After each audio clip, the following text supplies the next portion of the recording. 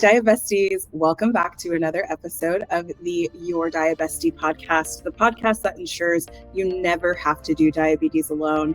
I'm your host, Mila Clark. I live with latent autoimmune diabetes in adults, and today we're diving into a crucial and sometimes misunderstood topic: what causes diabetes? Causes and risk factors to symptoms and testing. We've got you covered on the basics in this episode. So grab your cup of tea or coffee, learn a little bit more about the basics of diabetes with me today, and I hope that you enjoy this episode. This episode is sponsored by the Glucose Guide app, Sigrid Glucose Stabilizer, and BioCare Nutrition. To these sponsors for giving me the ability to host conversations on a platform like Your Diabestie. Let's kick things off and explore the causes of diabetes. Diabetes is like a puzzle, right? A puzzle has multiple pieces and it's complex, and everything has to be put together to see the whole picture. A key piece of diabetes is genetics, which influences our predisposition to the condition. But diabetes is not just in our genes. Lifestyle factors like diet and physical activity can also play a significant role impacting our risk for developing diabetes. So putting it simply, diabetes is a chronic and progressive disease that affects how the body processes glucose or sugar. Glucose is a crucial source of energy for our body cells. That's where the hormone insulin comes in. Insulin plays a vital role in regulating our glucose levels. But with diabetes, our bodies either cannot produce enough insulin, or we've become insulin resistant to the effects of insulin. As a result, glucose builds up in the bloodstream, and it can lead to serious health complications if unmanaged. There are more than 10 classified types of diabetes, but for the sake of this episode, we're going to be talking about the most common types of diabetes. That's type 1 and 1.5, type 2, and gestational diabetes. Diabetes occurs when the immune system attacks and destroys the cells in the pancreas that produce insulin. And this type of diabetes is usually diagnosed in childhood or early adulthood. However, it's not always. I am a prime example of that as a person with LADA. Management of type 1 diabetes requires daily insulin injections for management. That could be through basal insulin, bolus insulin, a combination of both, inhaled insulin. There are different insulins on the market that allow people with type 1 and insulin-dependent people with type 2 to be able to manage blood sugars. On the other hand, type 2 diabetes occurs when the body becomes resistant to insulin or doesn't produce enough insulin to regulate glucose levels. And this type of diabetes is commonly associated with lifestyle factors like obesity, lack of a healthy diet, a lack of physical activity. But it is super important to remember those things aren't causes of diabetes. They are factors that contribute to diabetes, but they do not cause it. Only food do not cause diabetes. That's a misconception that we got to get out of the way in this episode. Not a cause. Diet is a factor, but it's not a cause. And rounding out, gestational diabetes is a temporary form of diabetes that occurs during pregnancy. It usually goes away after giving birth, but women who have had gestational diabetes are at a higher risk of developing type 2 diabetes later in life. Speaking of risk factors, there are a few more pieces to this puzzle. History, age, body weight, high blood pressure, those are all factors that can increase our chances of developing diabetes.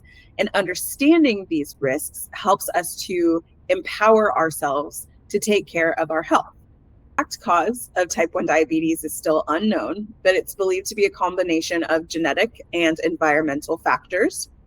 To diabetes, some risk factors include family history, obesity, physical inactivity, unhealthy diet, and older age. Gestational diabetes occurs due to hormonal changes during pregnancy. Right along, let's delve into the symptoms of diabetes, because symptoms are our body's way of sending out an SOS signal that something is happening. And symptoms like frequent urination, unexplained weight loss, and fatigue are very common warning signs of diabetes. that these symptoms can prompt us to seek support and care we need is really important. Symptoms of diabetes can vary from person to person, but some common signs, as we talked about, include excessive thirst, frequent urination, especially at night, extreme hunger, unexplained weight loss, fatigue, blurred vision, slow healing of sores or cuts, and numbness or tingling in the hands and feet. Experiencing any of these symptoms, it's essential to consult a healthcare provider for a proper diagnosis and treatment plan for diabetes management. Symptoms is key. It's like taking the wheel and navigating your own journey. And if you have followed me for any period of time, you know that I am all about the small changes making a big impact. So incorporating more plants into your diet, balancing fat, fiber, and protein, and staying active are some ways that you can take small steps to make a big difference in your blood glucose readings. I really think it's important to have a plan and to understand what is happening in your body. That can be a game changer, and it can feel so empowering to be able to get the answers that you deserve. Let's talk about getting tested for diabetes. It's super essential to be proactive about our health, and getting tested is a crucial step. These help to paint a clear picture of our blood sugar levels and overall health, and also help to get us on the right treatment plan. So diagnosis of diabetes usually involves a blood test to measure the levels of glucose in the bloodstream. Depending on results, additional tests may be needed to confirm the diagnosis, like my diagnosis of LADA. I had a high A1C, but I had not been tested for antibodies. If I had, probably shown up a little bit differently. So confirming is super important, and that helps determine the type of diabetes that you're living with. Some of these may include an oral glucose tolerance test or a glycated hemoglobin A1C test. We're all familiar, I think, when we have diabetes with the A1C test. It is a 3-month average of your blood sugar concentration. You might have an antibody test like the one I received to confirm my LADA diagnosis. It's important to note that early detection and treatment of diabetes can prevent or delay serious complications like heart disease, nerve damage, kidney disease, and vision loss. And that's why it's crucial to have regular checkups and screenings if you have any risk factors or symptoms of diabetes. That wraps up today's episode on understanding what causes diabetes. I hope this added some additional clarity and gives you a better understanding of diabetes as a whole. I think the key takeaway here and in everything that I talk about is really that knowledge is power. And so if you suspect that you might have diabetes or are concerned about your risk, reach out to a healthcare provider. That's the first step in just understanding where you are. And seeking support is a sign of health and a sign of strength. It is not a sign of weakness. It is not a sign of you doing anything wrong.